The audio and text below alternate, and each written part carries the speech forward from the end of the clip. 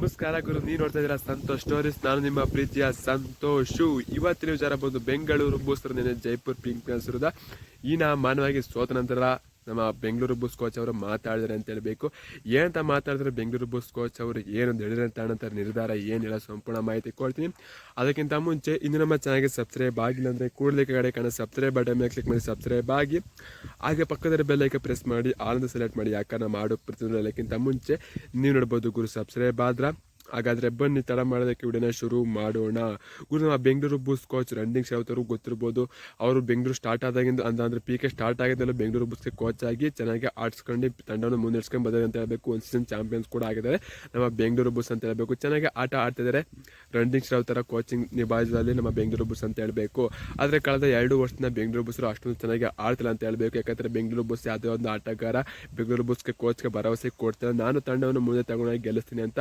ಪವನ್ ಶರತ್ ಹೋದ ನಂತರ ಯಾರು ಕೂಡ ಅಂತ ಆಟಗಾರ ಸಿಗ್ತಾಯಿಲ್ಲ ಬೆಂಗಳೂರು ಬೂಸ್ಗೆ ಅಂತ ಹೇಳ್ಬೇಕು. ಈ ಮಾತು ಒಪ್ತಿನೋದಾಯ್ತು ಅಂದರೆ ಕಳಿಸಲಿ ಕಮೆಂಟ್ ಮಾಡಿ. ಗುರು ಬೆಂಗಳೂರು ಬೂಸ್ಗೆ ಯಾರು ಕೂಡ ಸಾಥ್ ಕೊಡೋಂಥ ಆಟಗಾರ ಸಿಗ್ತಾಯಿಲ್ಲ ಅಂತ ಅನ್ಸುತ್ತೆ ಕಳಿಸಿ ಕಮೆಂಟ್ ಮಾಡಿದ್ದೇನೆ. ಬೆಂಗಳೂರು ಬೂಸರು ಜೈಪುರ್ ಪಿಂಕ್ ವಿರುದ್ಧ ಸೋತ ನಂತರ ಕೋಚ್ ಇದನ್ನೇ ಹೇಳಿದ್ರು ಅಂತ ಹೇಳ್ಬೇಕು. ಬೆಂಗಳೂರು ಬೂಸರು ಯಾರು ಕೂಡ ಅಂತ ಹೇಳ್ಕೊಳ್ಳೋಂಥ ಆಟಗಾರ ಸಿಗ್ತಾಯಿಲ್ಲ, ನಂಬಿಕೆ ಅಂತ ಕೊಡುವಂಥ ಆಟಗಾರ. ನಾವು ತಂಡವನ್ನು ಗೆಲ್ಸಿ ಪ್ರತಿಯೊಂದು ಮ್ಯಾಚ್ ಆಡ್ತೀವಿ ಅನ್ನೋ ಆಟಗಾರ ಯಾರು ಕೂಡ ಸಿಗ್ತಾಯಿಲ್ಲ. ಇತ್ತೀಚೆಗೆ ನನಗೆ ತುಂಬಾ ಬೇಜಾರಾಗ್ತಿದೆ. ಇದೇ ರೀತಿ ಆಯಿತು ಅಂದರೆ ತುಂಬಾ ಕಷ್ಟ ಆಗುತ್ತೆ. ನಾನು ಕೋಚ್ ಆಗಿ ಆಡೋದು ಕೂಡ ತುಂಬಾ ಕಷ್ಟ ಆಗುತ್ತೆ ಅಂತ ಹೇಳ್ಬೇಕಾಗ್ತಾರೆ. ಮ್ಯಾಚು ಅಂದರೆ ಟೀಮ್ ಗೆಲ್ಲಿಲ್ಲ ಅಂತಂದರೆ ಯಾರಿಗೆ ಒಬ್ಬರಿಗೂ ಕೋಚ್ ಆದರೂ ಕೂಡ ಅವ್ರಿಗೆ ಬೇಜಾರಾಗುತ್ತೆ ಅಂತ ನಾವು ಕೂಡ ತುಂಬಾ ಆಗ್ತಿದೆ. ಯಾಕಂದರೆ ಎಷ್ಟೇ ಶ್ರಮ ಆಗ್ತಿರೋ ಕೂಡ ನಮ್ಮ ತಂಡ ಗೆಲ್ದರೆ ತುಂಬಾ ಬೇಜಾರಾಗ್ತಿದೆ. ಇದೇ ರೀತಿ ಆಯಿತು ಅಂತ ನಾನು ಮುಂದಿನ ವರ್ಷ ಕೋಚ್ ಆಗೋದು ಬಹುತೇಕ ಡೌಟ್ ಅಂತ ನಮ್ಮ ಬೆಂಗಳೂರು ಬೂಸ್ ಕೋಚ್ ಅವರು ನಿನ್ನೆ ಜೈಪುರ್ ಪಿಂಕ್ ಸೋತ ನಂತರ ಸ್ಟೇಟ್ಮೆಂಟ್ನ ಹೇಳಿದ್ರೆ ಅಂತ ಹೇಳಬೇಕು. ಇಂಟರ್ವ್ಯೂಲಿ ಹೇಳಿದ್ರೆ ಅಂತ ಹೇಳಬೇಕು. ಗುರು ಏನೇ ಆಗಲಿ ಯಾರೇ ಒಬ್ಬರಿಗೆ ಅದು ಕ್ಯಾಪ್ಟನ್ ಆಗಿರೋ ಕೂಡ ಅಥವಾ ಕೋಚ್ ಆಗಿರೋ ಕೂಡ ಯಾವುದೇ ಒಂದು ಕ್ರಿಕೆಟ್ ಕಬಡ್ಡಿ ಯಾವುದೇ ಒಂದು ಟೂರ್ನಮೆಂಟ್ ಆಗಿದ್ರು ಕೂಡ ಏನಾರ ಮ್ಯಾಚ್ ಸೋಲ್ತಿತ್ತು ಗೆಲ್ತಿತ್ತಿಲ್ಲ ಅನ್ನೋದಾಯಿತು ಅಂತಾದರೆ ಅವಾಗ ಎಲ್ಲರ ತಲೆಗೂ ಬರೋದೇನಪ್ಪ ಅಂತಾರೆ, ನಾವು ಈ ಟೀಮ್ಗೆ ಕೋಚಾಗಿ ಆಡಬೇಕಾ, ನಾನು ಕ್ಯಾಪ್ಟನ್ ಆಗಬೇಕಾ. ಈಗ ಉದಾಹರಣೆಗೆ ಕಬಡ್ಡಿ PKL ಅಂತಾರೆ ಅಲ್ಲ. ಈಗ ಉದಾಹರಣೆಗೆ ತಗೊಳ್ಳಿ, ನಾವು ಒಂದು ಏನೋ ಹಳ್ಳೀಲಿ ಏನೋ ಒಂದು ಮಾತಾಡ್ತೀವಿ ಅಂತಂದರೆ ಈಗ ಅದೊಂದು ಫಂಕ್ಷನ್ ನಡೀತಾ ಇರುತ್ತೆ.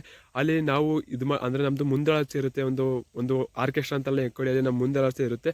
ಆವಾಗ ನಾವು ಅಲ್ಲಿ ಹೋಗ್ಬಿಟ್ಟು ನಮಗೆ ಮೈ ಕೊಟ್ಬಿಟ್ಟು ಎಲ್ಲರೂ ಸಮಾಧಾನ ಮಾಡಪ್ಪ ಅಂತ ಹೇಳ್ತಾರೆ. ಅಲ್ಲಿ ಹೋಗ್ಬಿಟ್ಟು ನಾವು ಸಮಾಧಾನ ಮಾಡೋಕೆ ಹೋಯ್ತು ಅಂದರೆ ಅವ್ರು ಆಪೋಸಿಟ್ಟಿಂದ ಏನು ಅಲ್ಲಿ ತಗಡೆ ಹಂಗೆ ಹಿಂಗೆ ಅಂತ ಬೈತು ಅಂದರೆ ನಮ್ಗೆ ಮನಸ್ಸಿಗೆ ಬರೋದು ಇರುತ್ತೆ. ಯಾವನೋ ರೆಸ್ಪೆಕ್ಟ್ ಕೊಡ್ತಾರೆ, ನಾನೀಗ ಇಲ್ಲಿ ಮುಂದಾಳತೆ ಮಾಡ್ಬೇಕಂದ್ರೆ ನಾನು ನಿರೂಪಕ ಆಗ್ಬೇಕಂದ್ರೆ ನನ್ನ ಮಾತು ಯಾರು ಕೇಳ್ತಾರೆ ಅನ್ನೋ ರೀತಿ ಅನಿಸುತ್ತೆ. ಗೊತ್ತಿರ್ಬೋದು. ಒಂದು ಚಿಕ್ಕ ಮ್ಯಾಟ್ರು ಕೂಡ ದೊಡ್ಡ ಸಮಸ್ಯೆಗಳಿಗೆ ಕಾರಣ ಆಗುತ್ತೆ ಅಂತ ಹೇಳ್ತೀನಿ ಗುರು.